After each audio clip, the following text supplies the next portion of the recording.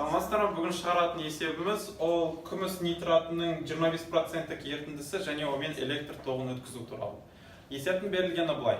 300 грамм ерітінді күміс нитратының 25% соған электр тоғын өткізген кезде, белгілі бір уақыттан кейін ерітіндінің массасы 46,4 граммға азайған кезде ерітіндіде қалған және пайда болған заттардың массалық үлестерін анықтау. Есеп бойынша ең оңай және тез анықтауға болатын зат ол ерітіндінің ішіндегі қанша күміс нитраты бар екен. Яғни формула бойынша 300 граммды көбейтеміз 25%-ке, бөлеміз 100-ге, яғни 0,25-ке көбейтетін болсақ, бізде пайда болып 75 грамм.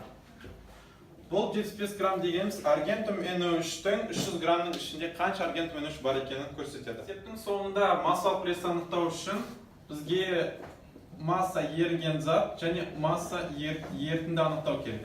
Еріген затты анықтау өте ұзақ болып кетеді, бірақ та ең тез анықтауға болады масса ерітінді, өйткені бастапқыда бізде 300 граммға теңді, ал есептің берілгені бойынша 46,4 граммға азайған деп тұр.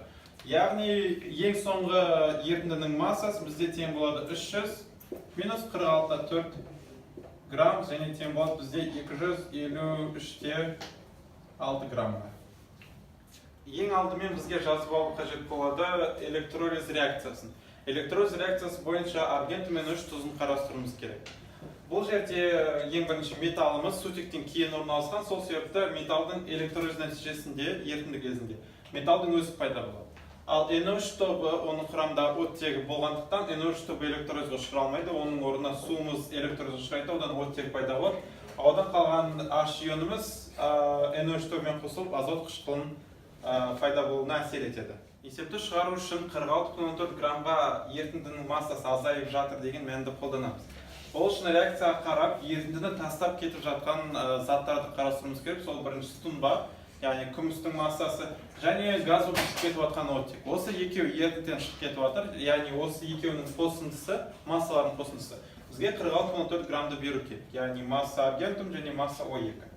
Олар массаны анықтау үшін айнымалы сан ретінде екеуі де бір реакцияда болғандықтан олардың коэффициенттерінің қатынасын қараймыз. Яғни коэффициенттер қатынасы 4:1. Егер оттекке x моль беретін болсақ, онда аргентумның зат мөлшері 4x мольға тең болады.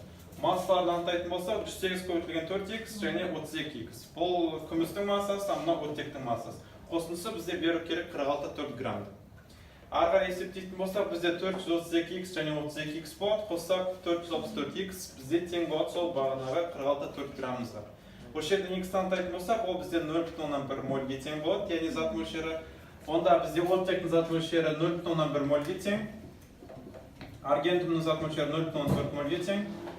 Және сонымен қатар біз барлық осы реакция қатысып отқан заттардың зат мөлшерін анықтасақ болады. Мысалы, H2O3-тікі оттектікіне қарағанда 4 есе көп, оның да зат мөлшері 0,4-ке тең болады. Сонымен қатар аргентум NO3-тің зат мөлшері тоже бізде 0,4 мольге тең болады. Зат мөлшерін анықтаған соң біз аргентум NO3-тің реакцияға қаншалықты қатысқан анықтауымыз керек. Яғни аргентум NO3-тің зат мөлшері 0,4 моль болатын болса, массасы бізде тең болады 0,4. Көбейтеміз аргентум NO3-тің молярлық массасы, ол бізде 170-ке тең. Көбейтетін болса, бізде тең болады ол 68 граммға. Ал біз бастапқыда есептеп алдық, аргентум NO3 массасы 75 граммға тең болған. Ал реакцияға егерде бізге қатысқан 68 грамм болса, бізде аргентум NO3 реакцияға толық қатысқан жоқ.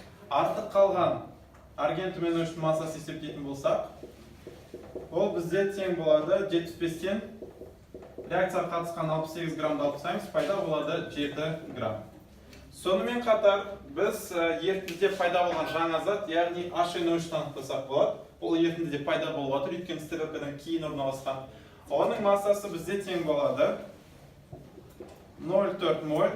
Көбейтеміз HNO3-тің зат мөлшері 63-ке. Бұдан шығады бізде 25,2 грамм.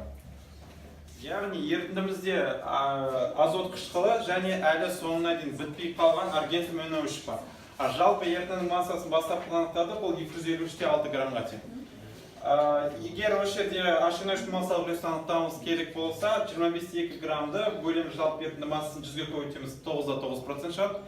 Және жалпы ерітіндінің массасына бөліміз керек және аргентум NO3-тің массасын 7 граммды, онда 100% көбейтетін болсақ 2,76% болады. Яғни есептің жауабы бізде осы. Егер де тағы да осындай қалайтын тақырыптарың болатын болса, WhatsApp-қа немесе Instagram-ға жазыңдар. WhatsApp номер және Instagram-ның логины бізде астында орналасады.